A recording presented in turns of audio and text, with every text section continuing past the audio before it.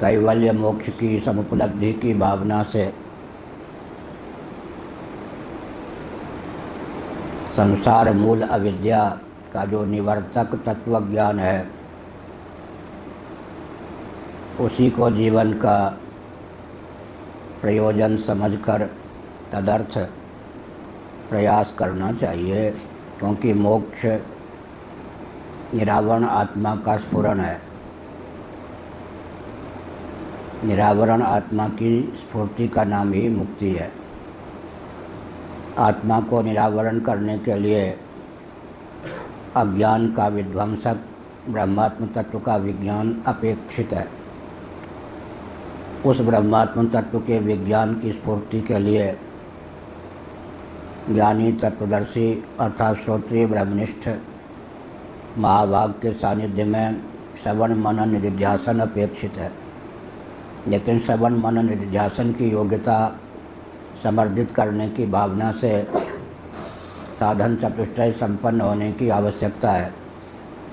साधन चतुष्टय संपन्नता के लिए स्ववर्णाश्रमोचित कर्म का भगवदर्थ निष्काम भाव से अनुष्ठान अपेक्षित है। इस प्रकार कर्म साधन चतुष्टय की संपन्नता में हेतु हो सकता है यदि समत्व बुद्धिपूर्वक निष्काम भाव से भगवदर्थ उसका अनुष्ठान सर सके तो। वेदांत प्रस्थान में साधन चतुष्टय एक अपूर्व तथ्य है। विवेक वैराग्य सत्य संपत्ति और मुमुक्षा का नाम साधन चतुष्टय है। विवेक का फल है वैराग्य। वैराग्य और विवेक की घनिष्ठता भी है। दासबोध समर्थ रामदास की पुस्तक है, मराठी में उसका हिंदी अनुवाद भी सुलभ है।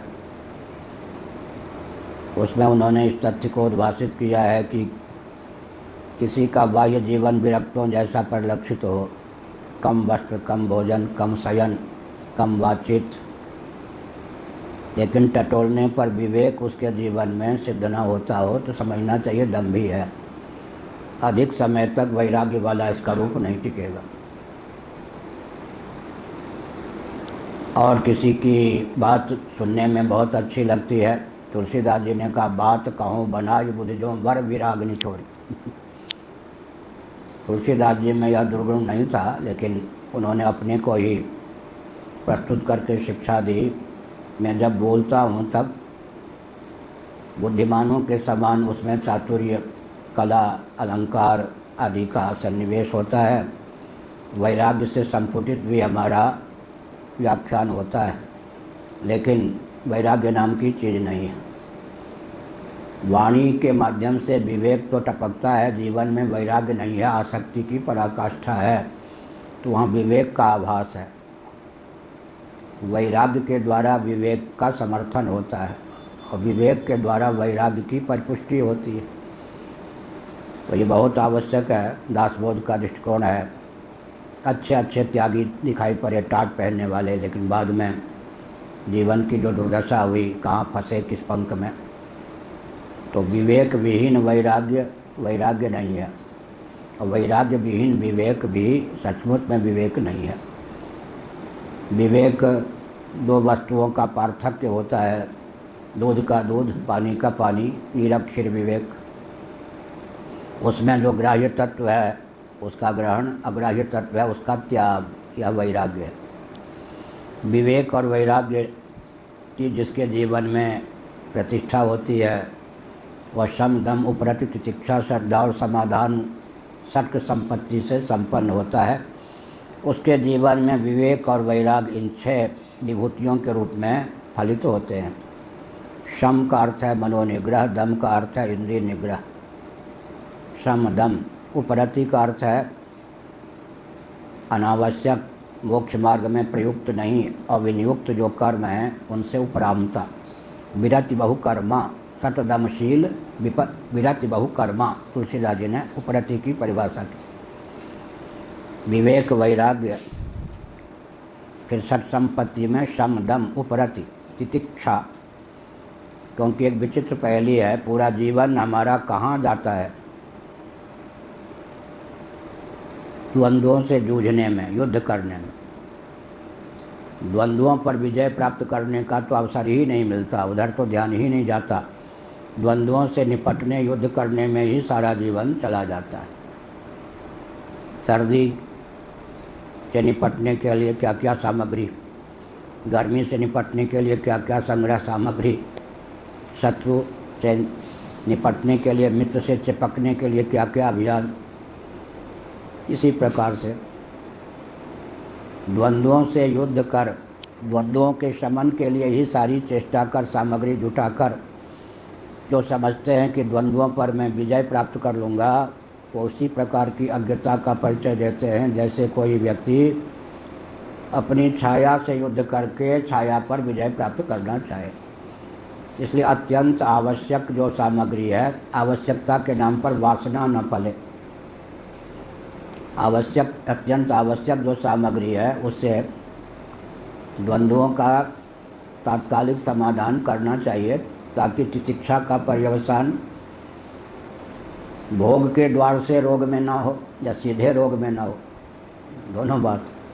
प्रायः तितिक्षा का पर्यवसान रोग में हो जाता है, भोग के द्वार से, या सीधे ही रोग में हो जाता है, जैसे देख ही रहे।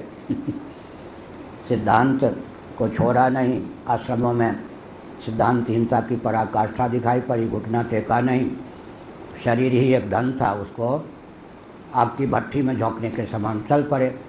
भूख प्यास सर्दी गर्मी के चपेट में शरीर ऐसा पड़ा कि लुंज पुंज हो गया सिद्धांत की रक्षा के लिए। तो या तो तितिक्षा का पर्यवसान सीधे रोग में हो जाता है, या तितिक्षा भोग के द्वार से रोग में परिणत हो जाती है। तो भोग और रोग से बचाते हुए आजकल जितनी तितिक्षा चाहिए, वैसे तो समग्र द्वंद्वों का अप्रतिकार पूर्वक सहन तितिक्षा है, लेकिन आजकल ध्यान रखना चाहिए तितिक्षा के गर्भ से भोग और रोग न निकल आवे। तितिक्षा का पर्यवसान योग की सिद्धि में हो, ब्रह्म विद्या की सिद्धि में हो। श्रद्धा, तैत्तरीय उपनिषद के वार्तिक में विद्या, ये सुरेश्वराचार्य महाभाग ने लिखा है, श्रद्धा क्या है? सत, सत का नाम है सत, उसमें आस्था का नाम श्रद्धा। श्रद्धा का अर्थ वार्तिक में किया है। तैत्तरीय उपनिषद शंकर भाष्य पर सुरेश्वराचार्य का जो वार्तिक है उसमें श्रद्धा का अर्थ यह किया गया। सत्य में आस्था का नाम है श्रद्धा। हरि गुरु और शास्त्र, गुरु गोविंद और शास्त्र, इन तीनों के प्रति आस्था, इसका नाम है श्रद्धा। तब सदरूप आत्मा की संपलब्धि ब्रह्म रूप से होने का मार्ग प्रशस्त होता है।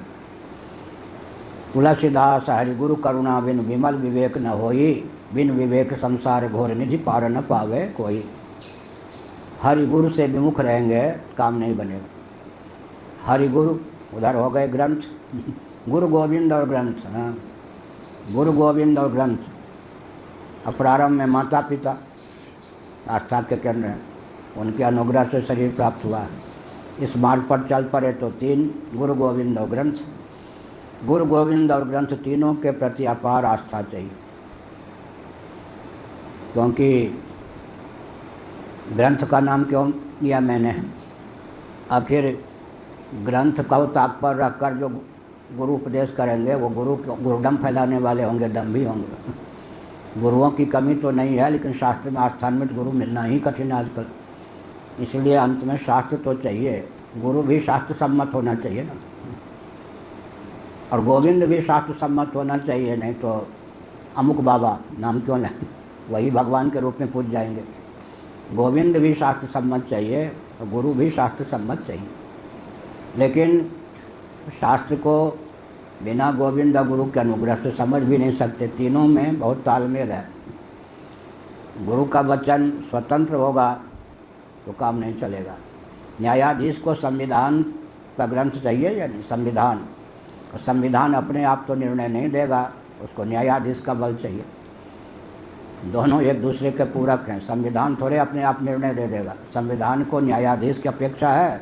न्यायाधीश न्याय को, न्याय शास्त्र को, संविधान को ताक पे रख कर निर्णय देगा तो स्वयं अपराधी सिद्ध होगा। तो गुरु गोविंद शास्त्र सम्मत चाहिए, और शास्त्र का तात्पर्य गुरु गोविंद के अनुग्रह के बिना लगता भी नहीं। इसलिए गुरु गोविंद और ग्रंथ तीनों के प्रति आस्था का नाम श्रद्धा। इन तीनों के द्वारा ही, आवाज़ किस चीज़ की, इन तीनों के द्वारा ही वास्तव में, ठीक है होने दीजिए, उन्हें मंद करो भाई, बहुत मुश्किल से आजकल मजदूर मिलते हैं, बहुत व्यवहार भी करना चाहिए।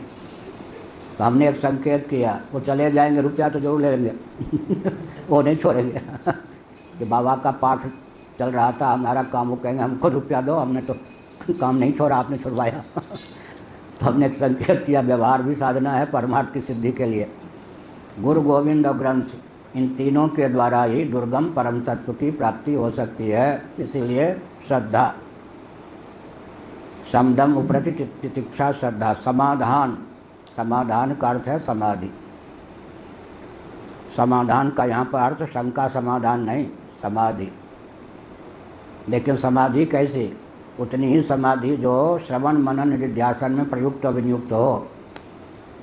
समाधि तो लगा ली, प्रतिबंध का क्षय तो होगा, लेकिन अंत में ज्ञान तो श्रवण मनन निधिध्यासन के अधीन है। श्रवण मनन निधिध्यासन के अविरुद्ध ये सारी चीज़ें चाहिए समाधि। क्योंकि योग दर्शन जो है वो समाधि से मोक्ष मानता है या ज्ञान से? हाँ, अरे सुनो, ठीक है, थोड़ा सुना करिए, अभी पूंजी इकट्ठा कीजिए तब बोलिए। समाधि से नहीं ज्ञान मानता मोक्ष।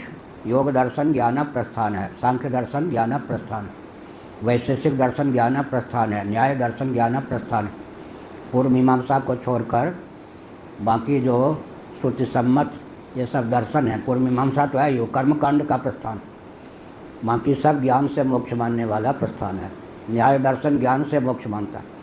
अज्ञानकृत बंधन जिसको मान्य है उसको तो ज्ञानकृत ज्ञान से मोक्ष मानना ही पड़ेगा। अज्ञान के कारण बंधन की प्राप्ति है ऐसा मानते ही ज्ञान की आवश्यकता होगी। वैशेषिक दर्शन ज्ञान से मोक्ष मानता है, भले ही भेदवादी हो, लेकिन भेदवादी सब कर्म से ही मोक्ष मानते हैं ऐसा नहीं, भेदवादी भी ज्ञान से मोक्ष मानते हैं, जैसे कि वैशेषिक और नैयायिक। अब सांख्यवादी तो स्पष्ट ही ज्ञान से मोक्ष मानते हैं, पुरुष और प्रकृति का विवेक चाहिए। रह गई बात योगियों की, समाधि क्यों, समाधि का प्रयोजन क्यों है, क्या है, इस पर तो योग दर्शन ने विचार किया या नहीं? समाधि का प्रयोजन क्या है?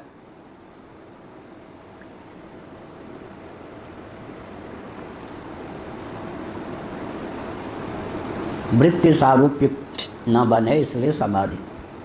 प्रमाण, विपर्यय, विकल्प, निद्रा, स्मृति, 5 प्रकार की चित्तवृत्तियाँ होती हैं। तो एक नियम है, न रहे बांस, न बने बांसुरी, न बने बांसुरी, न बजे बांसुरी। वृत्तियाँ रहेंगी तो वृत्ति सारूप्य भी रहेगा। जब वृत्तियों का निरोध हो जाएगा तो वृत्ति सारूप्य भी भंग हो जाएगा। जब वृत्ति सारूप्य भंग हो जाएगा तो दृष्टा के अनुरूप ही स्थित रहेगा। वृत्ति तादात्म्य विहीन दृष्टा के रूप में ही शेष रहेगा। पुरुष की स्वरूप स्थिति हो गई। अब जो क्षणिक समाधि, विवेक चूड़ामणि में तो एक क्षण की समाधि का भी बहुत महत्व माना है शंकराचार्य महाभाग ने। क्षण भर के लिए भी किसी को निर्विकल्प समाधि की प्राप्ति हो गई, उसके जीवन में वृत्ति सारूप्य की दशा में भी वृत्ति सारूप्य का उच्छेद हो जाता है। वृत्ति की दशा में वृत्ति उछल रही हो, उस दशा में भी वास्तव में वृत्ति की तादात्म्यापत्ति उसके जीवन में नहीं होती। इसका मतलब वृत्ति के अनुरूप आत्म तत्व की मान्यता उसके जीवन में नहीं फलती। इसके लिए अब जिनको यह है कि वृत्ति रहे तो, वृत्ति न रहे तो, आत्मा तो दोनों का असंग साक्षी ही है, उनके लिए